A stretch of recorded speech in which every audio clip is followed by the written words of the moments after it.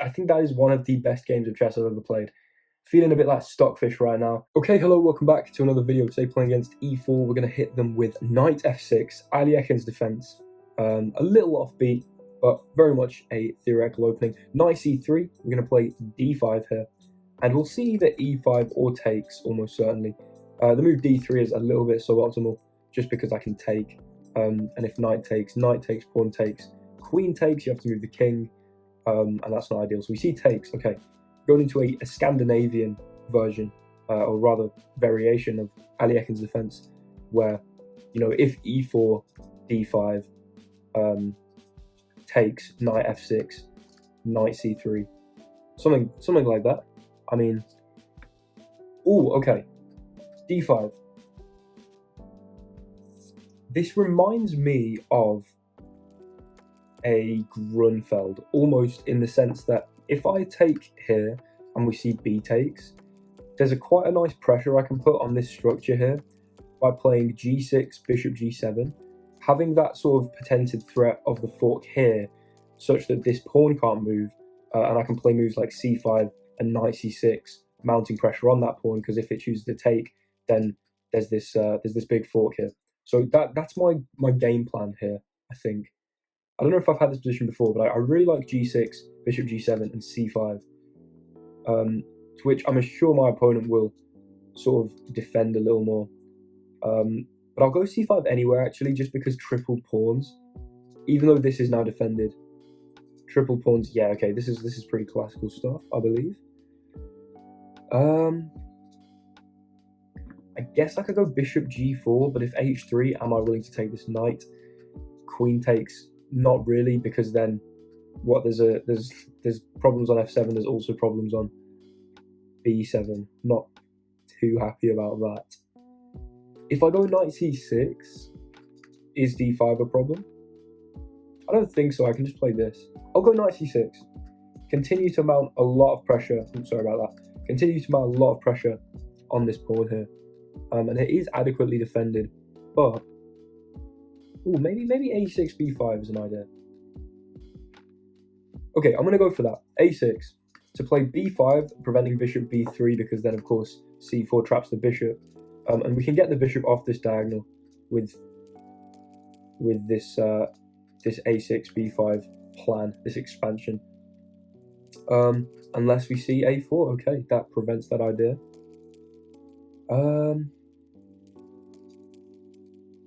I could play the move knight a5. I don't feel like it's a very good move. I think the bishop probably drops back and my knight is just sidelined and not looking good here. Although, I mean, I guess knight a5, c4 could be an interesting way of playing this position, just sort of freezing these pawns in place and not allowing them to be pushed at all. Can you even really attack my knight from there? You know what? Controversial decision, and I don't think it's a great move, but I'm making it. Because once you move the bishop, obviously, if you move to here, yeah, it moves back, but now c4? And, like, I'm just sort of cutting this bishop off from the game, at least for the foreseeable future. And, like, this pawn structure is just locked now. I mean, as long as this pawn doesn't move, this bishop won't be able to move, because we control all of these squares, and this pawn can never move if this one doesn't. Therefore, the bishop can't reroute this way. So this could be very interesting. The bishop comes here. If we castle, rook e1, threatening the fork here, probably we just play rook e8 and everything's fine. So I think I will just castle here.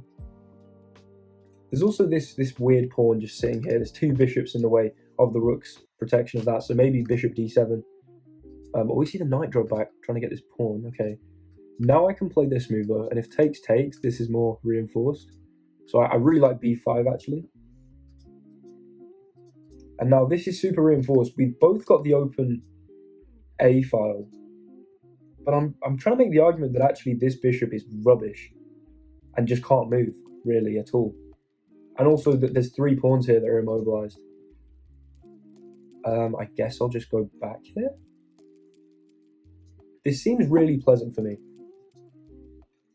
I don't know.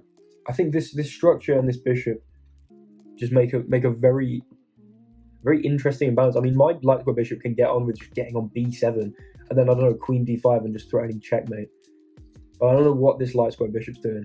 It's kind of locked out. What's that one Bruno Mars tune? Locked Out of Heaven. Banger. Go and listen to that. But not until you finish watching this video. This is hopefully about to be an absolute masterclass in locking away your opponent's pieces. Okay. Honestly, not exactly sure what my next step is. Bishop b7 seems really logical. With maybe queen d5 and then a threat of like knight takes d4, discovering onto mate here. So I'll start with bishop b7. This bishop looks quite good, but I'm not really that threatened by it, I don't think. If rook here, do I even bother playing rook e8? Rook e1, what about queen d5? Bishop takes here. Then knight takes, and I'd be threatening checkmate, so you couldn't recapture. That could be quite interesting. I'm not sure, but queen d5 and just threatening mate seems like a really good idea. Where's this knight going, by the way? I guess to threaten this pawn, but that is a tempo wasting plan. Queen d5. What are you going to do about this? All the pieces are getting locked away. Okay, brilliant. You've succeeded there. Because I can now take this. Is there a more meaningful discovery I can play? Well, I take this, and what do you play? How do you defend mate? Queen f3, really? No, I just take it. Oh, this is brilliant. Knight takes d4, unveiling that battery towards the g2 square, threatening checkmate. You cannot take this knight in any of the three ways that it would be possible to take this knight, because there's mate. And then, I mean, now this bishop's been destabilized, and I hold this, and this is weak. I feel like taking this bishop's a really good idea. Bang. We've got the light squared bishop. Oh, we must be completely winning here. And then look at this. Check. Look at this. This rook's, the rook's hanging, the knight's hanging. We'll take the rook first. And if queen recaptures, we'll play rook takes knight. And I mean, we'll probably see resignation at that point, because there is absolutely nothing to be done here. Wow. What a game. I'm interested to see. Yeah, there we go. Look. Rook a3. And this bishop has been dead the whole game. I'll play rook a8 now, just forcing bishop to b1, and then maybe even play, oh my god, this is funny, c3. Hit the queen and just, again, prevent this bishop from coming out this way. And it can't come to here now because I just dominate this square. We have absolutely bullied this bishop. I'm thinking probably just, rook here is an interesting move. We're just immobilizing everything. Let's just get the rook in there. There's absolutely no, I mean, look at White's pieces. Just all on the back rank. It's not looking good at all. Oh my god, can I play the move queen f2? If you take, I go check, and it's actually mate after like queen here takes, rook here, and takes. So here you can't take.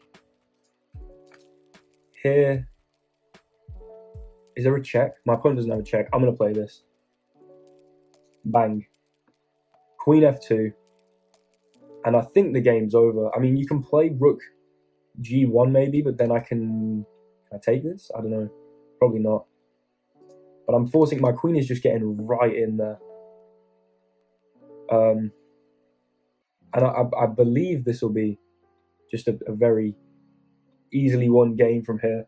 My opponent, though, is fighting on. This bishop is still immaculately placed. But, if you can play a move like queen f2, it's pretty cool to play it. Now, this rook is kind of